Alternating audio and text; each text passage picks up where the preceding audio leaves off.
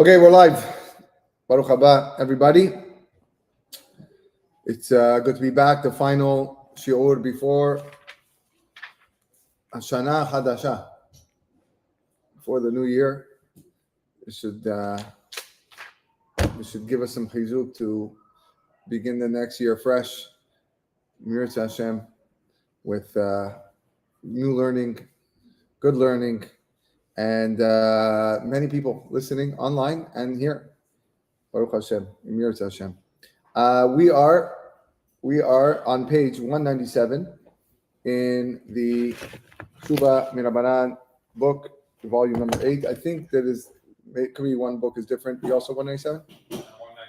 195. So 195 or 197. Another interesting chapter here, chapter 6. We're going to speak about various halachot today about the Talit and Talit Katan. We're going to start off by saying how to wrap your Talit. So you say the beracha, what do you do? How's it properly? So it's not so pashut because it's a big machloket as we're going to see. So the first source that we have is the Tur and the Beit Yosef. The Tur writes, right after a person washes his hands, he has to stand while he is wrapping the tzitzit. He has to be standing. All right, so it's not enough that you can't just sit. Over here. All ready for you, buddy. He has to be doing standing. Says the Beit Yosef, Betama, the reason is Mishum, the Gemar Lachem Misfirat HaOmer.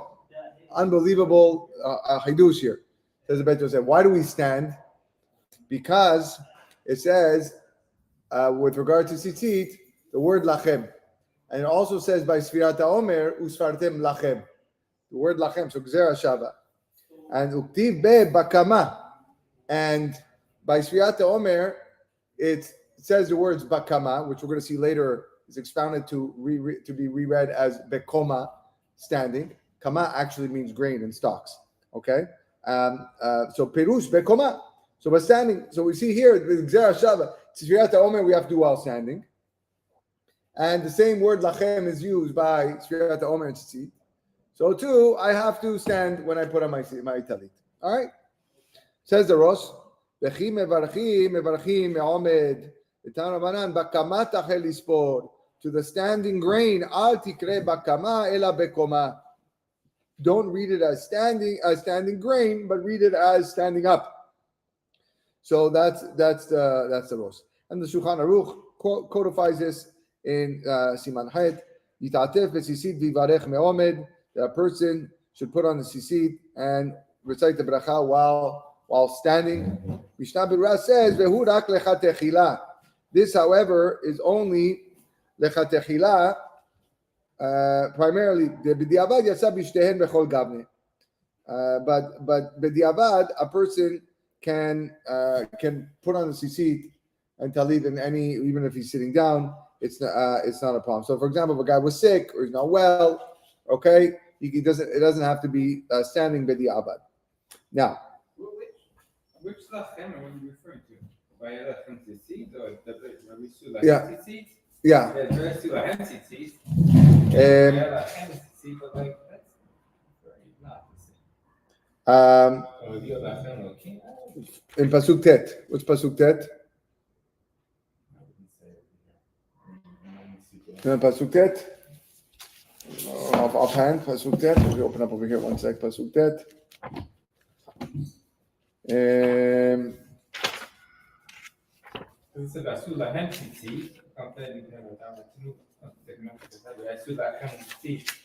Okay, but that's 1 second. There must be lots of places that says lachem.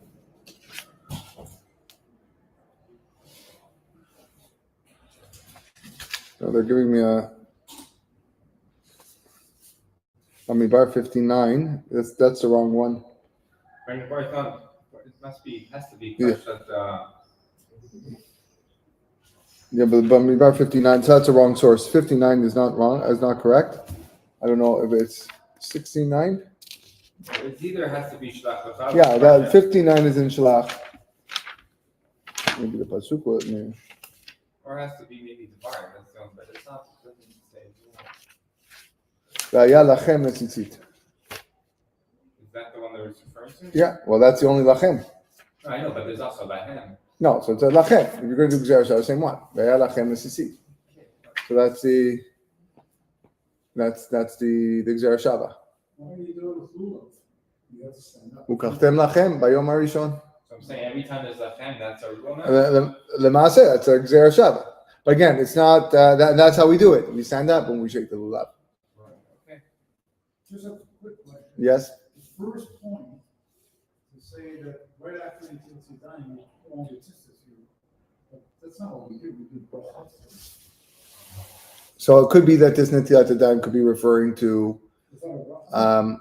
No, it could be the one for tefillah, which we spoke about when coming to shul. I think back then a lot of people just put on their talit and tefillin right when they woke up.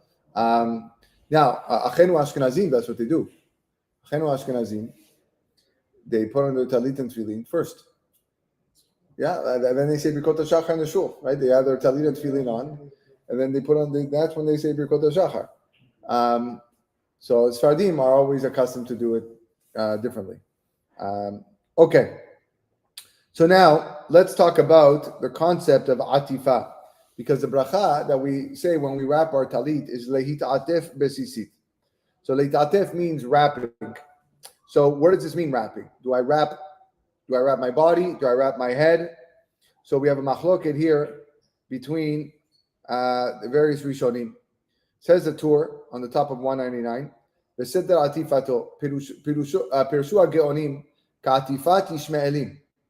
When you wrap the talit, you have to wrap it like the Ishmaelites, the Arabs, how they wrap.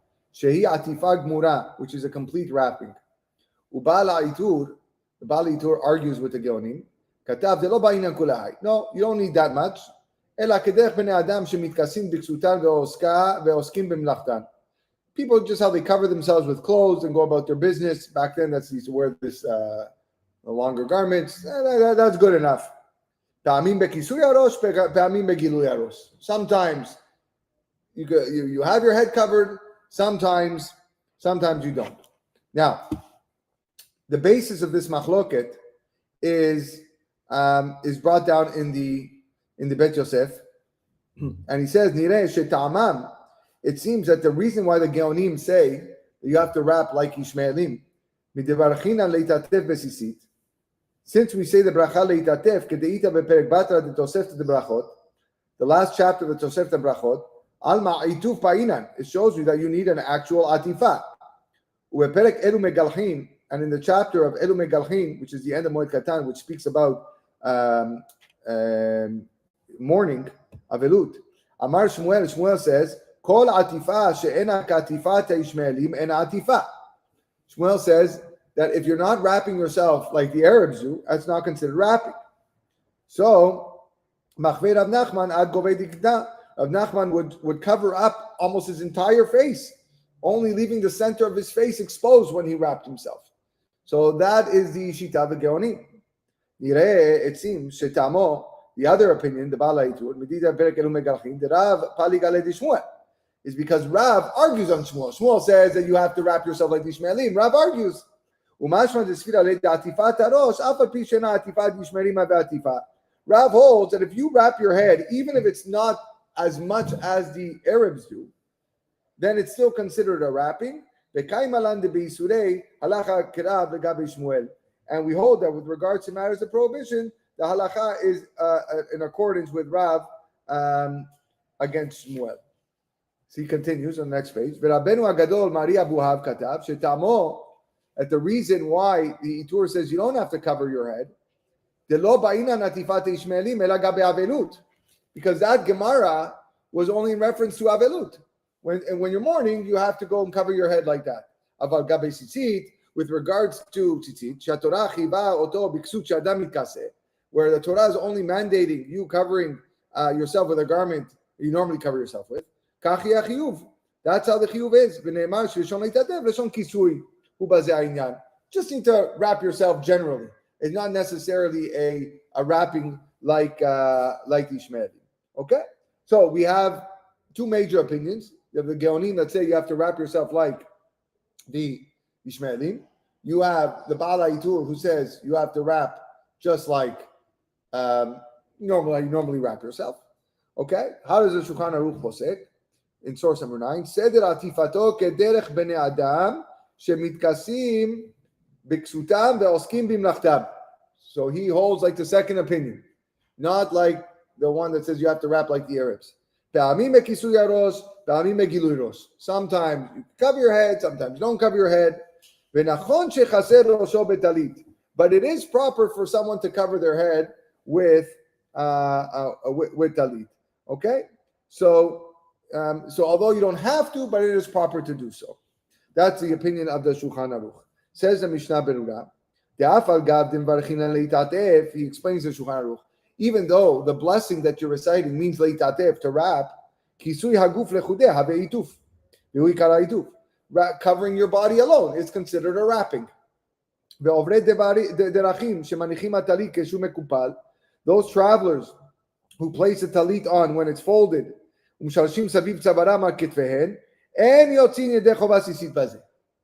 people that put the talit around their neck, that is not good. Because that is not considered, it's not considered aituf. So this is the problem. Is he talking about wrapping around the neck? Okay, so there seems to be two things here. There's the procedure of actually wrapping after you do the beracha, and then there is the how you wear the talit. Okay, how to wear the talit. So right now we're talking about after the beracha, the act of wrapping. Okay, the act of wrapping. There's a separate issue that the talit needs to cover most of your body. Okay, and therefore after you wrap it, and therefore people that kind of wrap it around their neck are not doing the right thing. Okay, and that's why you have to wear your talit like most people do, just a little bit on the shoulders and covering everything. But no, that what we're referring to now is the actual bracha. After you say the bracha, how to wrap. So according to the Shulchan Aruch, the halacha is you don't have to actually cover your face almost completely like the Ishmaelim, like the Arabs, but you should try to cover your head. Okay. Now, where does the whole this and this come from? We're going to get to that. Okay, we're going to get to that. Okay. Another reason why we cover head, covering the head brings a person to a fear of heaven.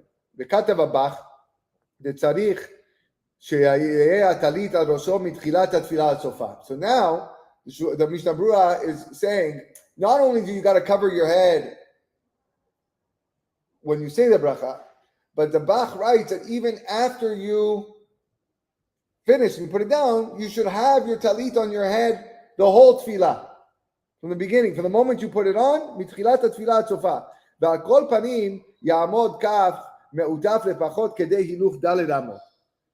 And at least the amount it takes you to walk 4 amot is about 3 seconds. All right? So you're wrapping, when you do the action of wrapping, and it's covering your head, which like we said is the best thing to do, you should keep it there for at least 3 seconds, as we're going to see, because that fulfills ituf. Mishnah Berurah is adding an extra thing that you should really keep it covering your head throughout the whole tefillah. Okay? Any questions so far? No? Yeah. Why say leitatef? What do you say? Oh, mitzvah. Well, that's the bracha. We're going to see that. We're going to see that later. The bracha that some people do when they put on their talit katan, which Sfaradim don't. But we're going to see that. Saying, where's the source of leitatef? That's the Gemara. Where's the source of leitatef? Yeah, where did that come? Why is it different from Saying he didn't. first thing you say in the morning? He started from the tour, but he didn't bring the Gemara. Like, where do we even get the idea of leitatef?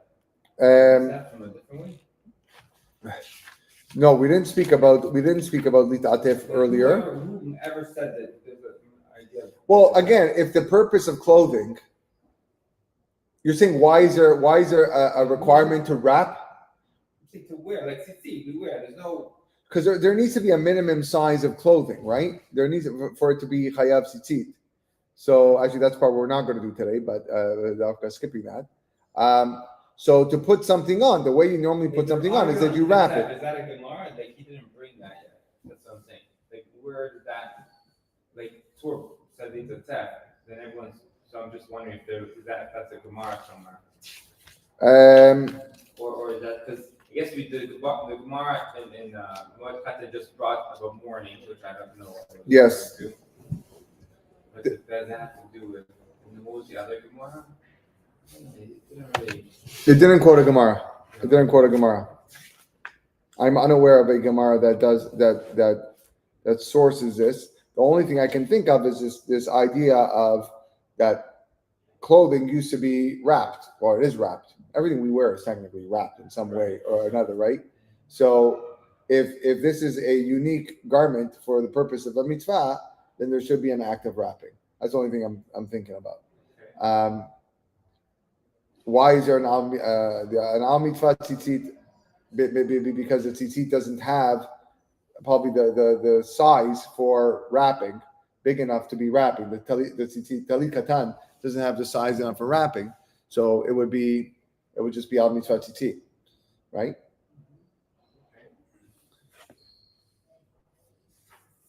Okay. The Torah says in source number 13, you place 2 tzitzit in front and 2 in the back, so that you're surrounded by mitzvot. And you cover your face so that your head is not uncovered, and you say the beracha of leitatef besisit. All right. There's a note here, number 5, that talks about how single Ashkenazim don't wear a talit, and Sfaradim do. But okay. There's also a note here, number 6, that many Sephardic communities did not cover their heads with a talit, which seemed to be often the case in Morocco. Many Moroccan poskim write that it was not the custom in Morocco to cover their heads with a talit throughout tefillah, but it is a very common thing that Ashkenazim do. I do notice that they do cover their heads with a talit. Okay. Now, remember that Shulchan Aruch said that wrapping like a Yishmaeli is not necessary. Comes a Piskei Tshuvot and says, even though that's not the case, it's probably good to do. Minhag Yisrael midorei dorot la'asot atifat Yishmaelim la'achal beracha latalit. The custom for many generations is to do that, like the Yishmaelim. Ubikitvei Arizal isbir, the Arizal writes, Shenachona minhag meod. This is a good custom. Shebazei yotzim shitat hageonim shetzarich atifa gmura v'aynu ka'atifat Yishmaelim, because this fulfills the opinion of the Geonim that says you have to do like the Arabs. Lizman mu'at keshiur hiluch tal amot. For a short time, the amount it takes to walk 4 amot. Achen kvar katvu ha'achronim. Indeed, the achronim have written, la'asot atifat Yishmaelim zo ka'ogen. Dehainu she'achelek ha'elyon shel hatalit mechase roso u'mitzcho ad lemala me'a'enayim. The top part of your talit should cover the top part of your head up until your eyes. It should cover your forehead until your eyes. V'chelek ha'achorei shel hatalit yechase et rov hagav. And the back part of the talit should cover most of the back. Umkabetz lefanav v'dalet knafot. And then you take the 4 corners, umashichan la'achorav, me'al ketefo asmalit, and then you put it over your left shoulder. Umitatef bechelek hatachton shel hatalit lefanav be'ofan shemechase et hachazeh u'mala adachotem. And then you wrap yourself with the lower part of the talit so that it covers the chest up to the nose. Nimsa shekol chelek gufo elyon utzadei panav upiv umitzcho mechusim betalit ve'rak ha'einayim megulot. So it turns out that almost all your face except your eyes are covered. And you should keep this way for at least 4 amot. The amount it takes to walk 4 amot.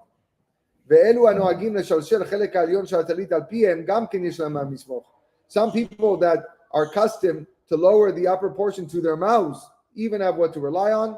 But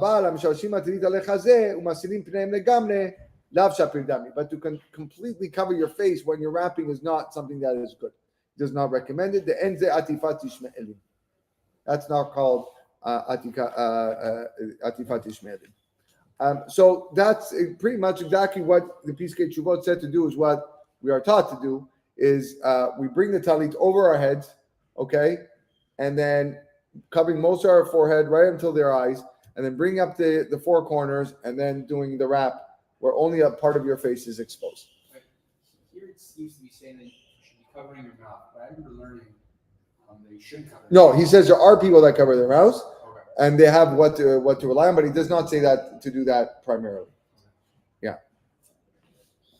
Now, Shulchan Aruch says, Talitot ktadim shelanu, our tzitzit, okay, she'anu noagim lilbosh, that we wear, af al pi she'en b'hem ituf, even though they have no, you can't wrap with them, yotzim b'hem yedei chovat tzitzit, you still fulfill the mitzvah.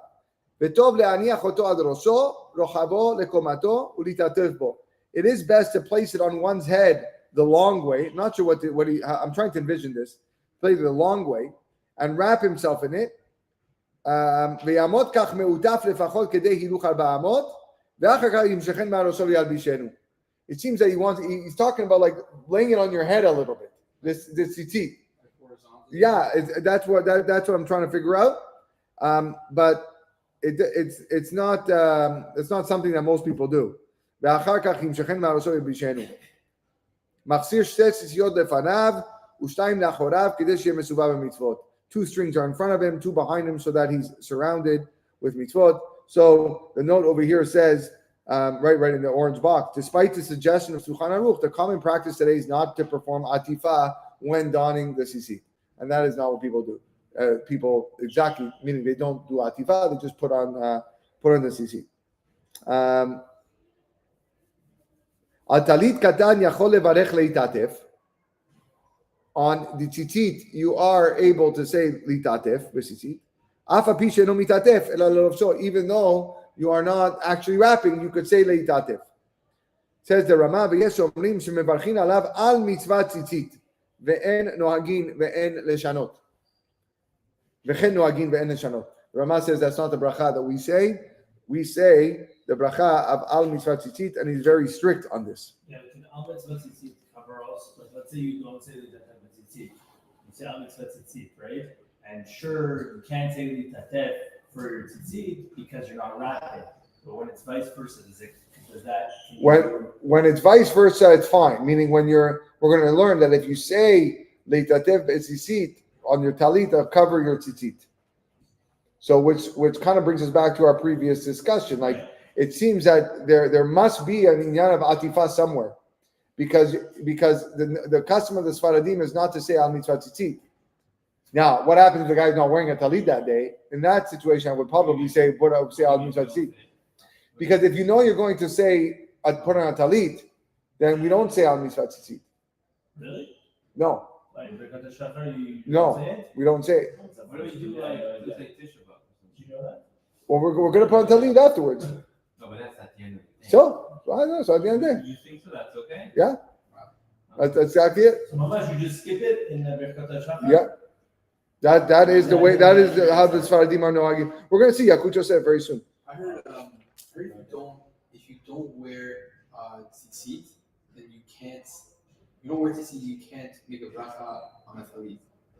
Or you can't wear a talit or something like That that. sounds very strict, though. No, that I don't see why one's connected to the other. You know, they're individual mitzvot. Like what I'm saying here now is that it seems that the atifa is the main part of the mitzvah. That's why we're using that bracha to cover the mitzvah tzitzit, right? But you can't say mitzvah tzitzit, like when you put on the talit. Ashkenazim do. Oh, they do? Ashkenazim do. I know. Oh, when you put on the talit? Yeah. No, it's litatef. Only litatef? Litatef, yeah. That's a bracha. So what I just said, you never heard it before. Like if I'm not, I never heard of it. all my tzitzit are in a wash. Unfortunately, I don't have tzitzit to wear. There's no issue putting a talit. Swear dirty one. I don't know. That's your talit. Dirty one. That's your talit. Stop you though, okay? There's no tzitzit. Okay. Shulchan Aruch then says, "Im lovesh talit katan be'od she'en yadam nekiot." If a person puts on the talit, the tzitzit, when his hands are not clean, yilveshenu belo beracha. He should wear it without a blessing. U'ksheitol yadav, when he washes his hands, yemashmesh b'tzitzit vivarech alav, then he should take the tzitzit, hold them, and say the bracha. Or if he wears a different talit, יברך עליו ויכוון לפתור גם את זה. Right? So even Shulchan Aruch's talking about it. You're going to wear another better talit gadol. Okay, you can recite a bracha on the talit gadol. Have in mind to exempt the talit katan. Then tzarich lemashbesh b'tzitzit shel harishon. And you don't need to hold even the tzitzit from the first one. Okay, then good. So that covers donning the tzitzit. The next section is actually a very practical one. With regards to the bracha, you say on tzitzit, what happens if you take off your talit, you go to the bathroom, it falls off. Okay, so contrary to what a lot of people, think, there's interesting halachot here that people have to know. So it says the Shulchan Aruch, once you have your tzitzit and you're ready to put it on, you have to do three things before you put it on. You have to separate the strings from one another to make sure that they're kosher. 2,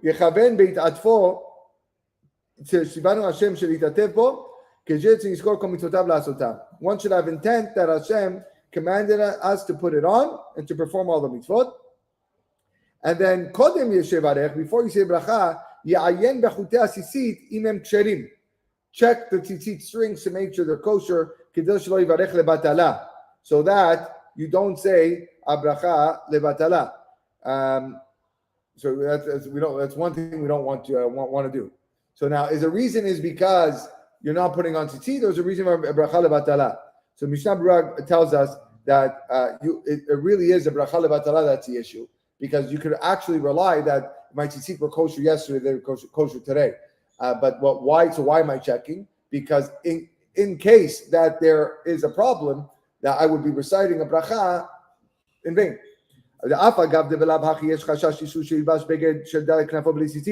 Even though that there might be a concern that you're wearing a four-corner garment of tzitzit, if one of them is ripped. We still have a chazakah that the tzitzit are kasher. We're only worried about the one of the aseret dibrot of saying God's name in vain. That's why we're saying go check the tzitzit, make sure that they're good. Therefore, every morning check them. Therefore, even when you takes them off later and forgets about it, he doesn't have to go back and check them again. Okay, you put them on an hour later, 2 hours later, we can assume that they're all good. Today it's interesting that today's tzitzit are much better quality than what they had 500-600 years ago. Although, yes, Shulchan Aruch does say to check your tzitzit, and I see a lot of people being machmir to check their tzitzit. It's not machmir, being machmir to check the tzitzit. But the maaseh, the tzitzit today are very good quality. Doesn't mean that periodically you shouldn't check them, because you will find. But especially if you buy tzitzit that are not dakim, you buy them avet, you buy them thick, chances are they're probably not going to rip on you. Yes. Sometimes, some of the knots unravel, but it's still halakhically right. That's kosher. Like if you have even one knot or two knots, yeah, you'll be fine, no? That's right. So in Torah, you just need one knot, right? That's So really, he's talking about it's completely. So last week we spoke about kat tzitzit, right? But here it's just he's telling you before you say a bracha, just make sure. But it's an inyan of bracha lebatala that we're worried about. So I think I missed this one. Probably one of the issues. Yeah. When we were talking about silk strings and the wool, if it's wool or not. Yeah. It's been burning me since then to ask the question. These tzitzit, the ones that you. Yeah, t-shirt tzitzit. Well, there's no sleeve, right? Yeah, it's they're fine. With the four parts. Those are good. Those are good. The ones that we said are really not good are the mesh ones. Right. Those ones are very problematic. But the other ones are fine. And then what about the ones that you wear? So it's not the wool, but they're said it's cotton, I think, if I'm not mistaken. You have to wear an undershirt underneath, right? You can't wear it directly on your skin. Is there something there? So I don't know if we're going to get to that in this book. The issue is that the tzitzit, the strings themselves, not the garment, the tzitzit themselves should not be touching parts of your body that are normally covered. Right? So if that's the case, then you probably should wear an undershirt underneath. But not everybody. Yeah, but not everybody holds of that. No, but the tzitzit are not necessarily That's what I'm saying. The strings part. Strings part are usually, But then it's actually like if you like either way, even if you're wearing a t-shirt, Yeah. the strings are in your pants. Yeah. Yeah, that's what I'm saying. Like, So that's what I'm saying. That I think that's fine. I don't think it's an issue. I think there's other issues. So you know the ones that I'm talking about that you put over your head also. Yeah. Like there's no arms, sleeves, nothing. Mhm. So Yeah. Those ones that I thought you can't wear them directly on your body. You have to wear a shirt underneath. What's- Same thing as wool tzitzit. A wool tzitzit, can you put it directly What's on your body? what's the difference between that and one and the other? I don't know. Just because one has a little sleeve and the other one doesn't have a sleeve? Yeah, maybe. I was always under the impression that's what they teach me. Yeah, it's Sometimes they teach you things that don't have any sources. You know, You don't know. Like you want to listen. There might be a posting that says that. I don't see it. Like Amram says, people are not going to put a wool on their body because of the itching. That's why they're going to put an undershirt underneath the wool tzitzit. So there's no official ruling though. No, because how does it make sense? Like Amram said, you have even if you put an undershirt underneath your tzitzit is still going to touch other parts of your body, right? I think maybe where it came from is maybe people didn't wear any undergarments, and in that situation, yes, you don't want to have your tzitzit as the bottom layer of your of everything that you're wearing. So then to prevent it touching, like you said, then you just leave the strings out, right? That's why you leave like. Maybe that's not the reason why they leave the strings out, but you definitely would avoid that problem if you leave the strings out. Yes. Okay. Yeah. But even the Shulchan Aruch here says, go back to where we are. He says, "Va'afilu baboker," we're top page 206. Even in the morning, im al yedei bdika yitbateh mitfilat tzibur. Look at this. The amount of time it's going to take you to check your tzitzit, you're going to miss amidah with the tzibur. או שקראו לעלות לתורה, or once called the Torah, יכול ללבוש טליתו בלי בדיקה, or he can wear his talit without inspection. והוא שיודע שיהיו חוטים שלמים מאתמול. Okay, you see over here? Don't worry. We call you up for a Torah. You got I got to check my tzitzit. And don't. Yeah, exactly. Yeah. Okay, now, al talit chadasha mevarchim bikat shecheyanu. Yakut Yosef says, you say shecheyanu on a new talit. Uvarchim kodem leitatef besisit. First you say leitatef, achar kach bikat shecheyanu. Ve'en bazeh chashash hefsek. It's not a interruption. V'chen ha-minhag. Ulam ha'oseh sisiyot chadashot letalit yeshana, em mevarech shecheyanu. If you tie and attach new strings to an old talit, you don't say shecheyanu, because you're saying shecheyanu the garment. That's what you're saying it on. יש אומרים דווקא אם קנה טלית גדול מברך שהחיינו, אבל הטלית קטן אינו מברך שהחיינו, אפילו אם הטלית עשוי מבד טוב. Even if you buy a beautiful tzitzit garment, you don't say שהחיינו.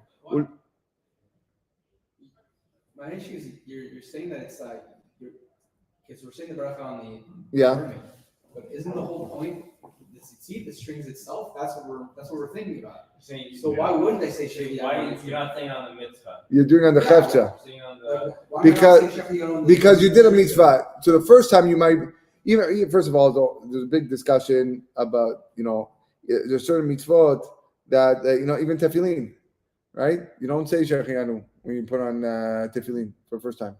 There's a big machlokes to say shehiyanu on certain mitzvot that take place that are all day mitzvot. So that's why you're not doing it on the mitzvah, you're doing it on the garment.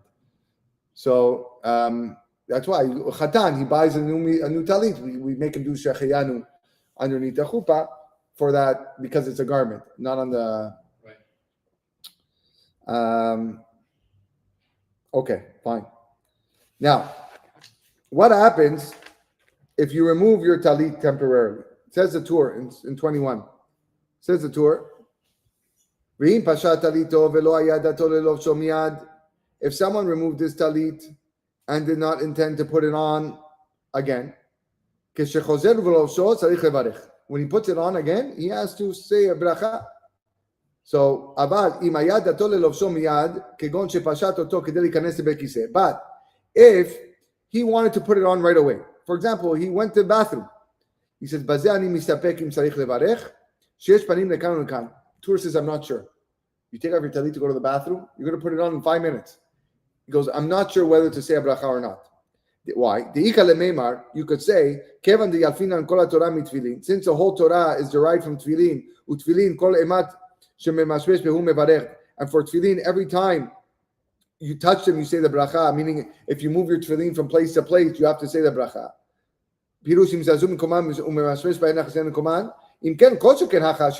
So to here, you go to the bathroom, you take it off, you put it back on, you got to say a beracha again. But on the other hand, maybe the tefillin is different. It moved. The tefillin moved from its place. You didn't know that they weren't in the right place. But if you actually moved your tefillin like this, okay, you wouldn't have to say na bracha. And that's how I'm inclined to accept this. And that's how the Shulchan Aruch says. If one removed this talit, even if he intended to wear it immediately thereafter. Sorry, the Shulchan Aruch argues with the Torah. Shulchan Aruch is being very machmir here. Then tzarich levarech she'asor litatef bo. So Shulchan Aruch says, you go to the bathroom, you have to say na bracha again. And none of us do this. None of us do this, right? You take off your talit, you go to the bathroom, you put it on, you just put it on. Shulchan Aruch says you're taking it off even when, and you know you're going to put it back on. You have to say na bracha. Says the Rama, v'yesh omrim de'en mevarchim. Rama says no, we don't. And some say the Rama says that's assuming that you're wearing a tzitzit underneath. In that situation, you wouldn't do it. And the Yakut Yosef also codifies like that. That he goes against Shulchan Aruch here in this situation. Safek brachot la'akel afilu negen maran. Let's just read inside. Someone who takes off his talit with intention to put it back on. It's within half an hour, and you don't have to say another bracha. Now, but if he wanted to put it back on, and by the time he put it back on was more than half an hour, then you have to say another bracha. Even if he removes his talit for no specific purpose. You don't have to say another bracha if you didn't plan to wear it again immediately. Isn't that contradictory though? No, because one you had intent to put it on, and one you didn't have intent to put it on. You had intent on punishing you because you didn't. Yeah. You had intent to put it on, you wait too long, so you can punish it. Yeah, exactly. Nun Gimel, Halacha Nun Gimel, which is in source 23, says that if you remove your talit and fold it into the talit bag, and you weren't planning it, now you decide to wear it again. In that situation, you have to say another bracha. Okay. But in Nun Dalet, he says if you're lending your talit to someone who's going on aliyah or to do birkat kohanim, and then you get it back, in that situation, you don't have to say a bracha again. Yeah.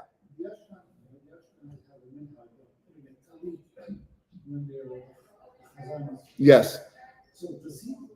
So we're gonna talk about that. One of the I just want to open it up here because one of the big iyun things over here is saying a bracha on a talit she'ula, on a borrowed talit. So the idea, the psak halacha is you don't say a bracha on a borrowed talit. So therefore, the guy who's getting a talit because he needs to get an aliyah la Torah, he's not saying a bracha on that talit. He's just putting it on and he's going. Okay, so that's the same thing with the chazan in the Ashkenazi shuls. They're not saying a bracha on the talit that they put on because it's not theirs. No, it's just a minhag. The Shaliach Tzibur wears a talit, so they wear it. Like when someone comes up, right? So let's say they wear it. Like there's no mitzvah. Is there a mitzvah behind putting it on or no? Let's say I show up to shul on my talit and I didn't borrow my friend's talit. I take it from him. I don't say a bracha. If I take it for just 2 minutes, does that mean I did the mitzvah? No, that's true. If you're wearing it for the purpose of tefillah, like that you're fulfilled, then you probably have to say it. Which is the big question about a shul talit, right? It's not yours. I'm borrowing it from the shul, right? But it says lachen. That's what I'm saying. So that's the. We'll talk about that. That's the end of the shiur today. End of the shiur. We'll summarize the big essay that comes up. Okay. So one last piece here on 209 or 207 in your book. What happens when the talit falls off? So until now we talked about the talit. You had to go to the bathroom. You knowingly took off your talit. Im nafla talito shelo b'mitkaven. If one talit fell off unintentionally, vechozer mitadef, and he puts it on again, tzarich levarech. He has to say another beracha.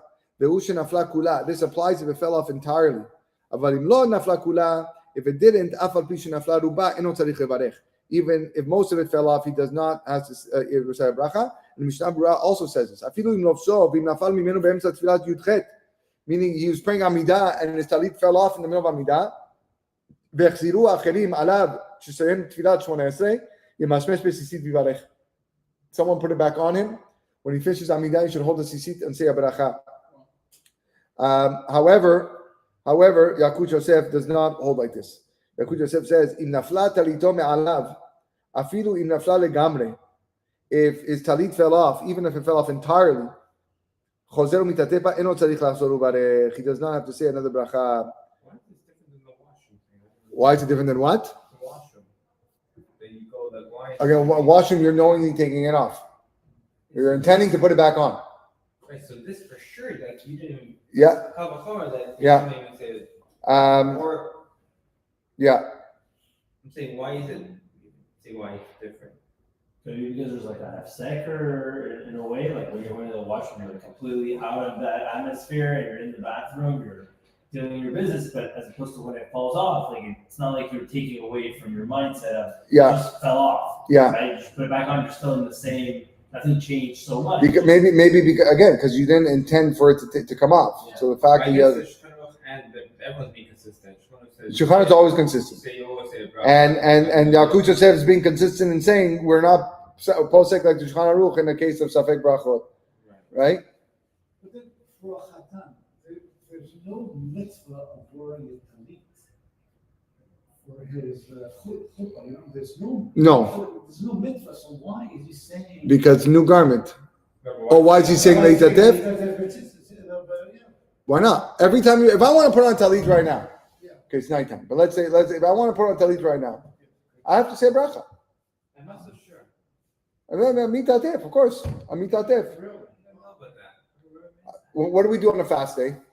But that's because we're praying. Because we're going to do tefillah. But mincha on a fast day, which is not generally we don't put. But you're doing tefillah. You're saying tefillah.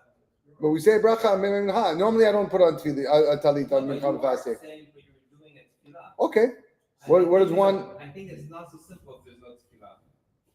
I'm not sure, but yes, I like this question. I'm not sure. To show it up, you don't wear it in the morning until the afternoon. Yes, that's correct. We have our sisters katana, and we should make a bracha sisters katana. You know what I'm saying? We don't. But you're gonna wear it. That's what Josh asked. But you're gonna wear it afterwards. So I say that it covers you. Listen.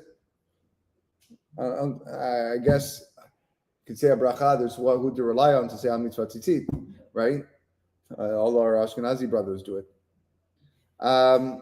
Okay. There's a long essay here, and then we'll conclude. We're going to skip the minimum size of a garment of tzitzit. There's a long essay here on, not the one on 219, the one on reciting a bracha for a borrowed talit or talit belonging to a shul. We can read the 1 to 19 on our own. So basically, I got notes here. Can one recite a bracha on a borrowed talit? So the issue here is ownership versus the obligation in the mitzvah tzitzit. We have the Gemara Masechet Menachot and Chulin that say that for the first 30 days, a borrowed talit requires no tzitzit. I mean, if you borrow a garment, a four-corner garment, you don't have to put tzitzit on it. But after 30 days, it does require, based on the pasuk says kesutecha, your garment. So it has to be yours. So for the first 30 days, not yours. So after 30 days, people assume that the borrowed garment is yours. Now the Rishonim say, we have a different Rishonim here. Tosafot says, you're exempt from tzitzit on a borrowed talit midoraita, no bracha for the first 30 days. If you did say a bracha, you didn't lose anything out. And because why is this the case? Because you require ownership for the performance of the mitzvah. The Ritva argues, the Ritva says, no, the only exemption for 30 days is attaching tzitzit. You're not exempt from wearing tzitzit for 30 days if you don't have something else. You buy a poncho as a costume, so then there's no You're no chiyuv, yes. You can No chiyuv. Where is no problem. Yeah. The borrower can recite the beracha since the mitzvah can be fulfilled without ownership according to the mitzvah. Rabbeinu Yechiel says not obligated to say beracha, but permitted if desired. And the Rosh brings two approaches, though they seem contradictory. In Chulin, he writes that ownership is required.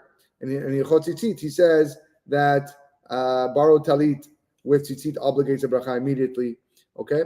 There are different later opinions over here. Halacha lemase, we'll just go quickly. According to Mishnah Berurah, if one borrows a talit to get an aliyah to be a chazan, there's no beracha because it's not for a mitzvah purpose. So this kind of supports what you guys said for the mitzvah. Borrowing a shul talit should recite a bracha because because the shul purchased the talitot for communal use.